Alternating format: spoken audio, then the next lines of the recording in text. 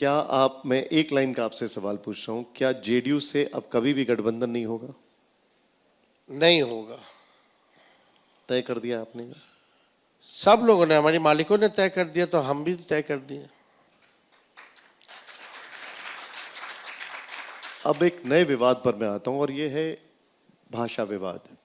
उद्धव ठाकरे और राज ठाकरे एक हो गए और वो ये कह रहे हैं कि अगर महाराष्ट्र में रहना है तो मराठी बोलना है, मराठी सीखना होगा, और अगर नहीं बोल सकते तो फिर यहां से बाहर जाओ।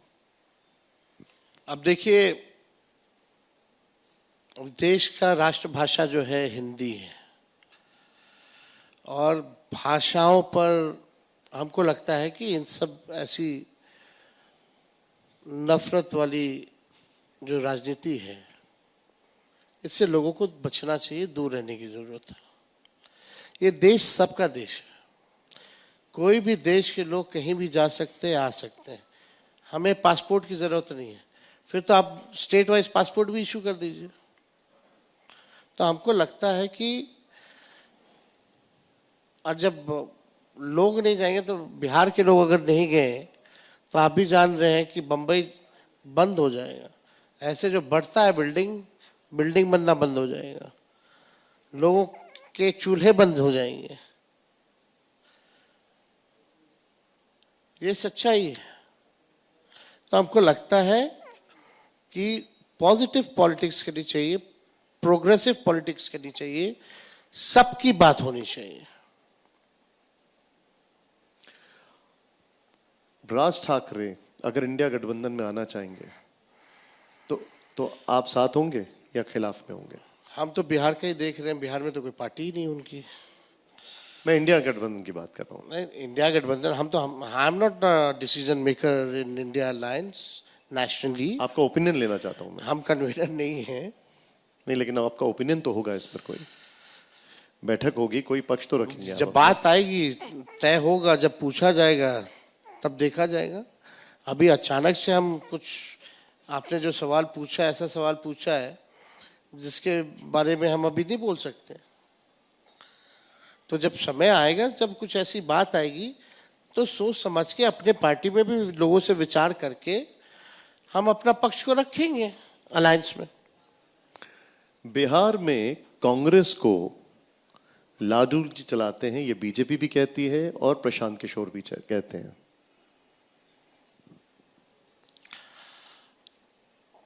पता नहीं, इन लोगों को सब कुछ पता ही है। सब पार्टी अपने हिसाब से चलती है। कांग्रेस अलग पार्टी है, राष्ट्रीय जनता दल अलग पार्टी है, एनडीए में भी अलग अलग पार्टी है। तो ऐसा तो है नहीं कि कोई किसी को चला दे। ये इसलिए बोला जा रहा है और इसकी चर्चा अब ज्यादा इसलिए हो रही है क्योंकि उस ट्रक में जिसमें आप और राहुल जी थे, ये पप्पू जी और कन्हैया जी को नहीं चढ़ने दिया गया और बीजेपी कहती है कि तेजस्वी जी को पसंद नहीं, इसलिए नहीं चढ़ने दिया गया। हम कब बोले हैं कौन हमको पसंद है कौन नहीं पसंद है? कभी भी एक शब्द भी किसी के बारे में हमने बोला हो तो आप बता दीजिए या हमको दिखा दीजिए। ये कौन कह रहा है कि हमको नापसंद है ये आदमी और ये पसंद है आदमी? ये तो आप ही लोग अपना सोच विचार करके कुछ टीआरपी के लिए चलाते रहते हैं। कभी भी हमको बोलते हुए है तो आप हमको दिखा दीजिए। और राहुल जी की अपना सिक्योरिटी का अपना प्रोटोकॉल है और सबको प्रोटोकॉल का पालन करना पड़ता है। अब प्रधानमंत्री जी आते हैं, बिहार के खजाने के पैसे से अपना चुनावी प्रचार करने आते हैं, रैली करने आते हैं, 100 करोड़ रुपया खर्च करते हैं, तो पीछे से एंट्री मारते हैं गाड़ी में। एक को खड़ा कर देंगे नीतीश जी को, एक तरफ कर देंगे सम्राट चौधरी जी को, और छोटका वाला पीछे खड़ा रहता है, डिप्टी सीएम सेकेंड, वो गर्दन ऊपर किए हुए कि हम भी दिख जाए। और सम्राट चौधरी है लंबा हुआ, वो दिख भी नहीं करता।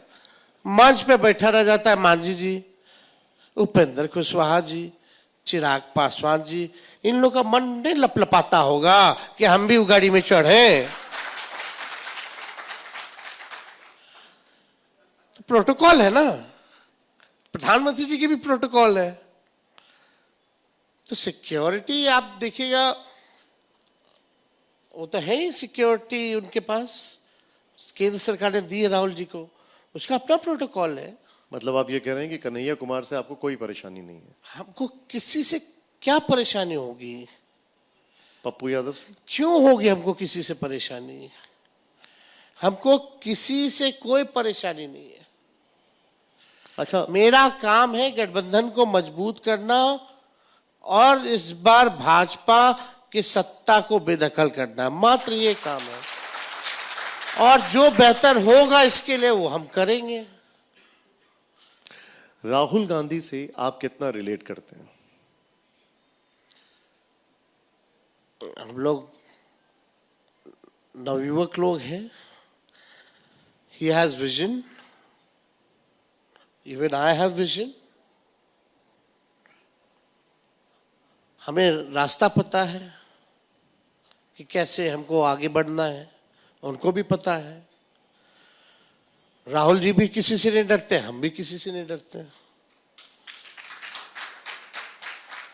और हम लोगों का पुराना पार्टी का सबसे पुराना अलायंस है जो आज तक टूटा नहीं। कई बार भी अभी भी लोग पड़े हुए हैं, इतना पुराना अलायंस है हम लोगों का, आज तक नहीं टूटा। फिर भी लोग कोशिश करते रहते कुछ ना कुछ, कांग्रेस आरजेडी, ये ड्राइविंग सीट पे बैठेंगे, वो ड्राइविंग सीट पे बैठेंगे। बिहार की जनता ड्राइविंग सीट पे बैठी हुई है। मैंने ये सवाल क्यों पूछा, उसके पीछे की एक वजह है। नहीं, वो बात नहीं। कांग्रेस और आरजेडी में कॉन्फ्लिक्ट की बात बहुत लोग करते हैं, लेकिन वो लोग इतिहास देखते ही नहीं, कभी नहीं टूटती है। नहीं, मैंने आप दोनों को, मैं पार्टी की तो बात ही नहीं कर रहा हूं, मैं आपकी और राहुल जी की बात कर रहा हूं। नहीं, अच्छे संबंध है हम लोगों के। और मैंने ये सवाल क्यों पूछा, उसकी वजह है, जब भी चुनाव आते हैं तो आप दोनों के ऊपर एक जैसे आरोप लगते हैं। परिवारवाद का आरोप लगता है, निजी जिंदगी पर सवाल उठते हैं। बीजेपी कहती है कि वो जो हैं वो बाल बुद्धि हैं, आपके लिए कहते हैं कि वो पॉलिटिकली इमेच्योर बातें करते हैं। एक बात बता दो जो हम पॉलिटिकली इमेच्योर बात की हो। वो कहती, बीजेपी कहती है बचकानी राजनीति करते हैं। बचकानी राजनीति तो उनके बीजेपी के लोग करते हैं। अभी शहीद जो हुए थे, पार्थिव शरीर उनका आया, हम शाद में एयरपोर्ट गए थे उनके मान सम्मान में। यहाँ के एक डिप्टी सीएम बोलते हैं, अरे तेजस्वी अकेले चला गया, हमको तो बताया ही नहीं, और ढिंढोरा पीट के जाते हैं। वो आप डिप्टी सीएम हो, इस तरह की बातें। हम जाना शुरू किए तब वो लोग जाना शुरू किए। जिस अभी मुजफ्फरपुर में जो रेप पीड़िता बच्ची जो 11 साल की रेप हुआ था, पीएमसीएच 4 घंटे तक उसको बेड नहीं मिली, उसकी मौत हो गई। अब उप मुख्यमंत्री जी वहां पहुंचते हैं, उनके घर संवेदना प्रकट करने, और वहां जाकर उन्हीं के परिवार के पिता से बोलते हैं माँ कसम खाओ कि बेड मिला था कि नहीं मिला था। क्या है भाई, 11 साल की बच्ची जिसका रेप हुआ हो, 4 घंटे बेड ना मिला, वो इसमें क्या राजनीति करेगा? और आप उसे कसम खिलाने की बात कर रहे हो। ये बचकानी बातें तो नहीं, शर्मनाक बातें ये लोग करते हैं, भाजपा के लोग।